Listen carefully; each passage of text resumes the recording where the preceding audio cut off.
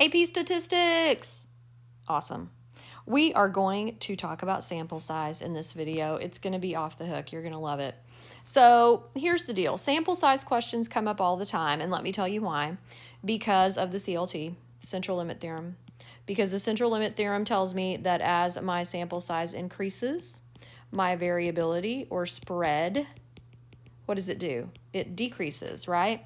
So when I talk about variability, I'm talking about standard deviation, because standard deviation is a value that measures variability. So often we want to decrease variability, and so if we want to do that, we have to change our sample size. So notice, if we want to reduce variability, one thing we can do is to increase our sample size. So we need to learn how to do this. So there is a shortcut. If you just want to cut your variability in half, let's say, all you have to do is quadruple your sample size. Let me show you why. So look at this right here. Since your standard deviation decreases at a rate of the square root of n, so remember, that's our formula. So the standard deviation, we're dividing it by the square root of n. So if we want to take a sample 4 times as large, it reduces your standard deviation by half. Here's an example. Let's think about this. Let's say I want to decrease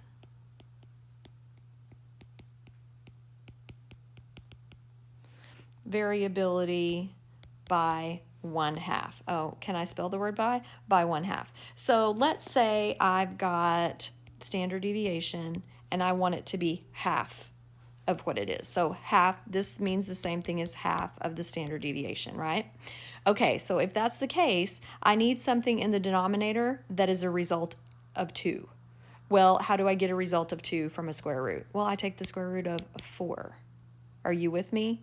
Okay, so that means that if I want to half my standard deviation, I've got to have a sample size 4 times the size it is, because 4's square root is 2. Isn't that beautiful? Okay, let's do another one. Let's say I want to decrease the variability by 1/4. So now I want to have this situation. Well, what square root produces a 4? That's right, kids. The 16. So that means you would need a sample size 16 times as big. Huh? Pretty cool, huh? I know, math is fun. It's magical. Makes the world go round. You're welcome. Everything hinges on it.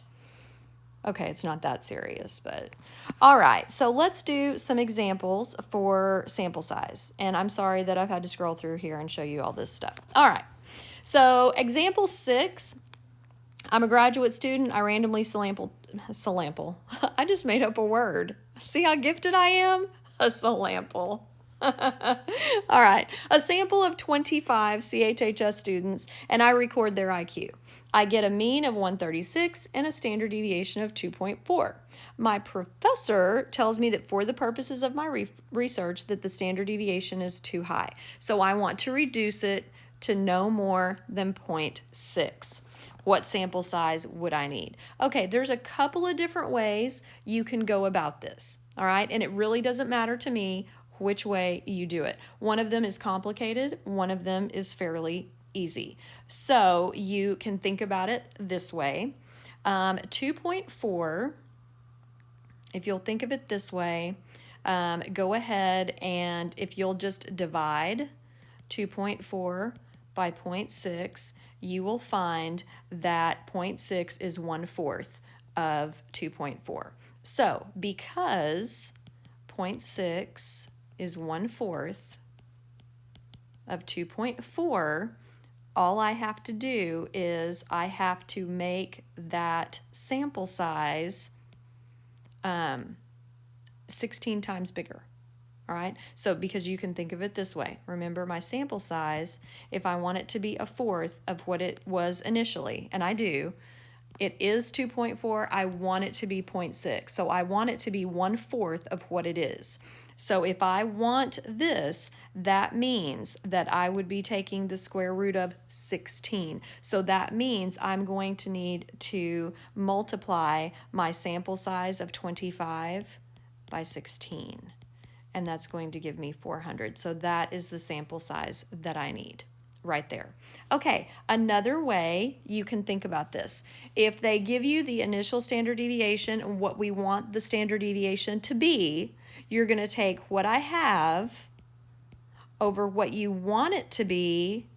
You're going to square that and multiply it by your sample size. You could do it that way because what you have is 2.4. What you want is 0.6. Square that, multiply it by 25, you get 400. Okay, there's another way to do it. I know you're excited. This way's a little trickier, and it's only going to work for those of you who are very algebraically minded, so I'm just going to give you a warning. So keep in mind that my standard deviation formula looks like this. This is what I have found to be true from my 25. But remember, this formula requires that you have a standard deviation, and we weren't given that standard deviation. We just know the standard deviation for these 25. So we don't know the initial number they started out with. Therefore, I am going to cross multiply, and I get that that initial value they started with was 12. So that means that I want to see what n should be if I want the standard deviation to be 0.6. So again, I cross multiply. I divide by 0.6. I'm going to square both sides. N is 400. You get the same result no matter which way you do it, and I don't care which way you do it. Okay, so let's look at number 7. Let's look at a different situation. The counselors are working with SAT scores and take a random sample of 60 CHHS students. They show a mean for the math SAT of 580 with a standard deviation of 12.8. If they need to reduce the variability to 1/8 of that, what sample size would they need?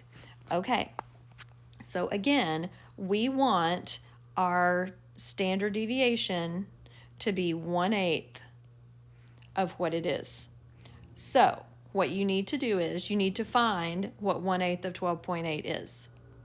Well, it happens to be 1.6. So you can take what you have over what you want and square it. Why am I squaring it? Because of the square root. And you can multiply it by your sample size.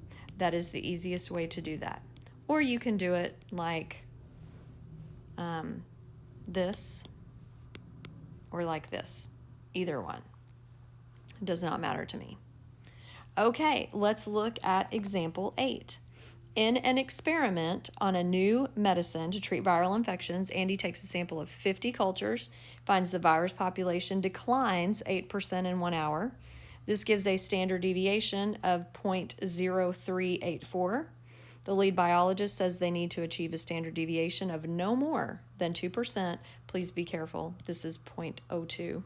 What sample size will Andy need? Okay, so again, I'm going to follow the same pattern I did in the other two. The standard deviation I have over the standard deviation I want squared times my sample size. So I have 0.0384. I want no more than 0.02. That gives me 184.32. I'm going to round that.